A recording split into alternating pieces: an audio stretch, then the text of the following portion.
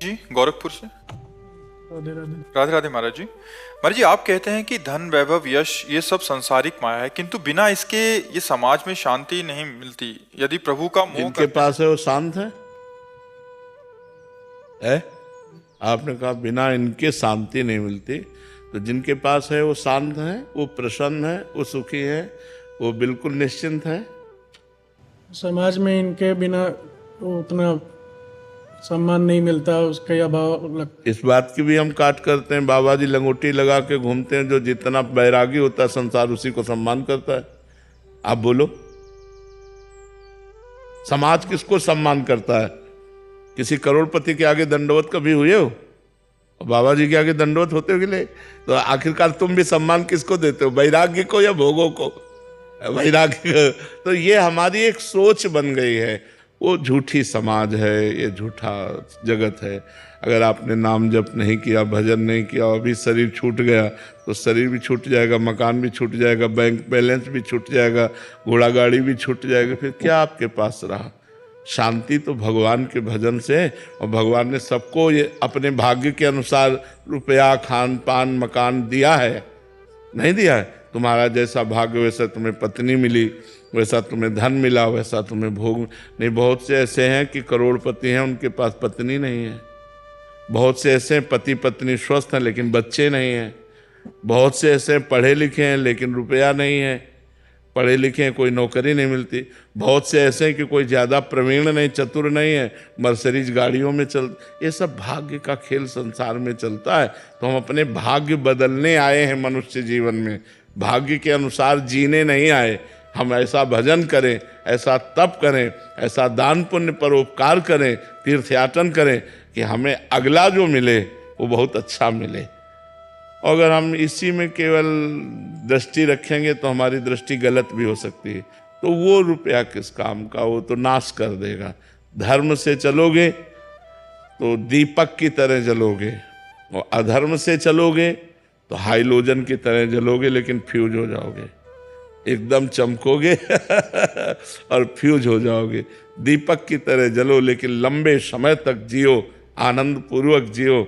वो है भगवान का आश्रय, भगवान का भजन और धर्म पूर्वक कमाया हुआ धन।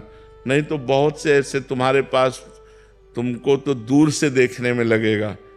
सुखी वही है जो भगवान का आश्रय लिए है और धर्म से चल रहा है, नाम जप कर रहा है, वो चैन की रोटी खाता है, वो आनंद से सोता है, वो निश्चिंत रहता है।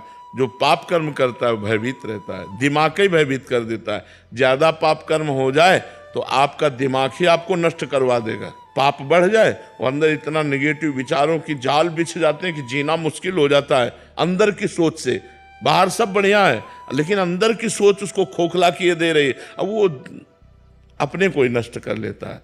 तो बच्चा, हम कहते हैं भगवान से मांगो कि साईं इतना दीजिए जामे कुटुंब समाए, मैं भी भूखा ना रहूं और साधु न भूखा जाए। तो भगवान वैसे सबको दिए हैं अपने अपने भाग्य के अनुसार। मेहनत से कमाओ और मेहनत से जो सुख मिले वो ठीक। दूसरों के देख करके, इच्छा करके अधर्म आचरण मत करो, गलत आचरण मत करो। सम्मान भगवान के भजन से मिलता है। बच्चा, आज आप आए हो तो किस लिए आए हो? क्या मकान देखने आए हो, या धन देखने आए हो, या वैभव देखने आए हो? आप एक साधु से मिलने देखने आए।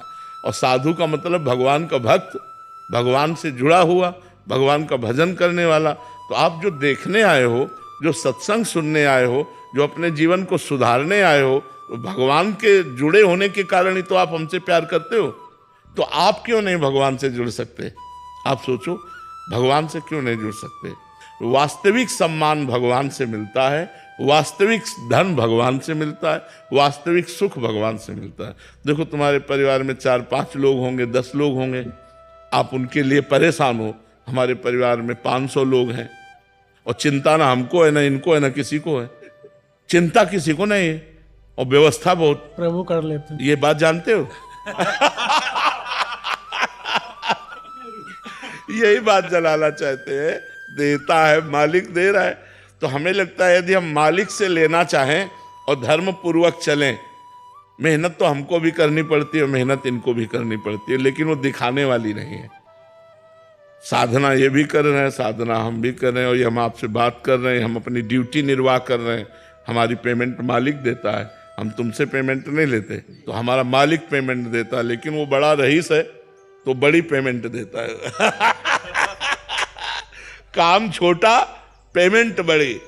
अब ये छोटे लोगों के नौकर बनोगे तो पेमेंट छोटी मिलेगी, बड़े के बनोगे तो बड़ी पेमेंट मिलेगी। तो इसलिए हमें लगता है बड़े के बनो। ये छोटे काम करते हुए भी भगवान से, तो वो जब देगा तो बहुत बड़ा बना देगा। आपकी पेमेंट में क्या? कृपा, आनंद, सुख, प्यार, क्या नहीं मिलता हमें बताओ? हमें ये बताओ कि ये नहीं मिलता। सबसे बड़े मालिक के हाथ में दे दिया। बिल्कुल, अपना जीवन उनके हवाले कर दिया। तो कोई ऐसी चीज नहीं है जो हमारे पास ना हो, लौकिक और पारलौकिक। और मरने के बाद जो मिलना है वो तो तुम देख ही नहीं सकते हो। ये तो जिंदा ब्याज है। जो मूल मिलेगा वो तो तुम देख ही नहीं सकते हो। तो चकाचक आनंद है। तो इसलिए बच्चा, राधा राधा रटो और इस लोक में जो दुख सुख पड़े सह लो, और फिर आगे बड़ा मंगल हो जाएगा। पाप कर्म मत करो। अगर धन की ही चाह है तो इतना धन दे देंगे कि चाह खत्म हो जाएगी। आप भजन करो केवल, किसी भी तरह की कोई टेंशन नहीं, नो टेंशन, नो प्रॉब्लम, एकदम आनंद ही आनंद। तो ये आनंद कैसे मिला? भगवान की शरण में। हाँ, तो हम तुम्हें बताते हैं, न रुपया में शांति, न मकान में शांति, न पद में शांति, न प्रतिष्ठा में शांति, भगवान में है। भगवान को अपना लो, परम शांत, परम आनंद हो जाओगे। देखो, आदमी चाहता है कि यार कोई हमें प्यार करे, नहीं चाहता। हमें पूरा विश्व प्यार कर रहा है, पूरा विश्व प्यार कर रहा है। कितना प्यार करते हैं लोग, रात में 4-4 घंटे, 5-5 घंटे उसी जगह खड़े रहते हैं केवल। और हमारा निकलना होता है 30 सेकेंड, उनको क्रॉस करने में बहुत तो बहुत 30 सेकंड या 20 सेकंड लगते होंगे क्रॉस करने में। 20 सेकंड के लिए वो 2 घंटे 4 घंटे से कहाँ से आके खड़े हुए हैं, धक्का खा रहे हैं, गर्मी सर्दी बरसात सब सह रहे हैं, केवल इतना कि भगवान का भक्त यहाँ से निकलेगा और हम देख लेंगे।